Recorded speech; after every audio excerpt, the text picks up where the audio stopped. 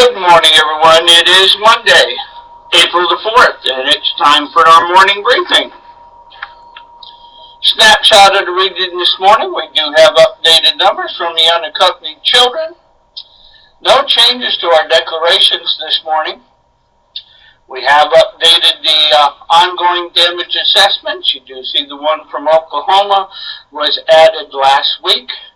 All the other ones have been completed.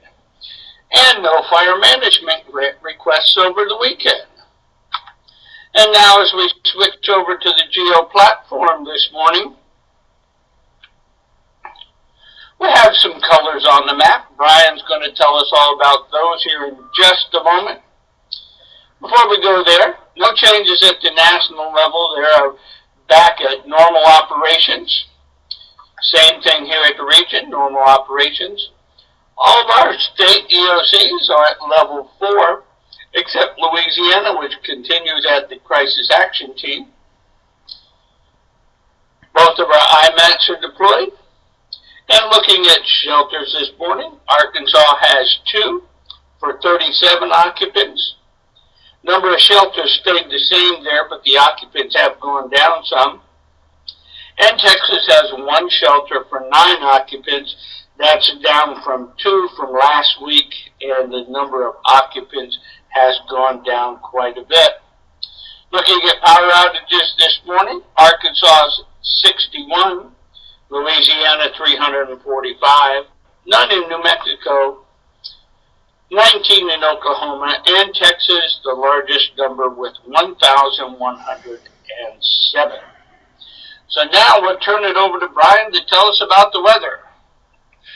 Okay, good morning, everybody.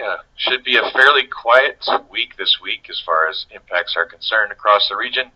Do have some fire weather concerns tomorrow, Wednesday, and Thursday, and then a marginal threat for isolated severe storms on Wednesday also.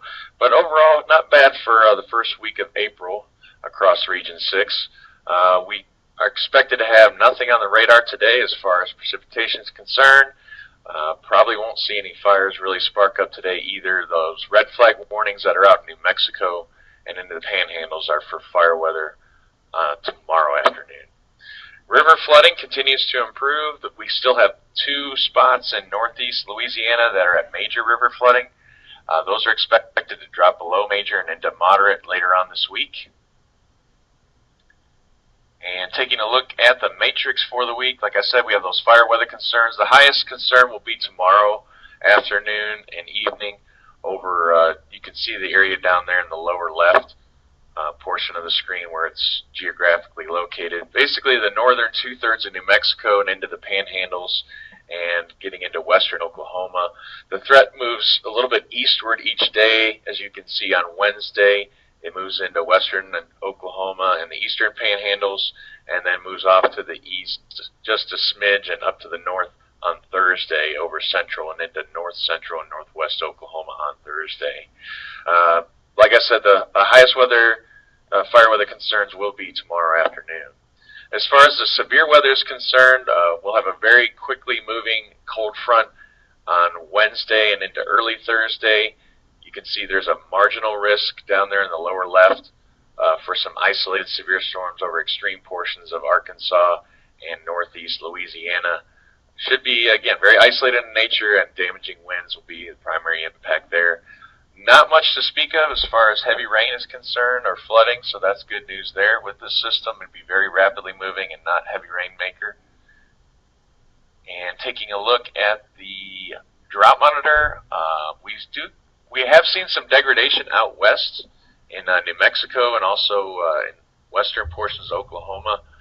And so we'll just continue to keep an eye on that. Obviously, the eastern half of the region's in pretty good shape.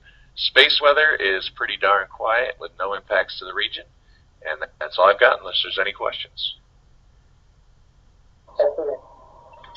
Thank you, Brian. Appreciate that. If you have any questions for the Weather Service, you know what to do. In the meantime, we'll take a trivia question for this morning. When Mount St. Helens erupted in 1980, how many people were killed?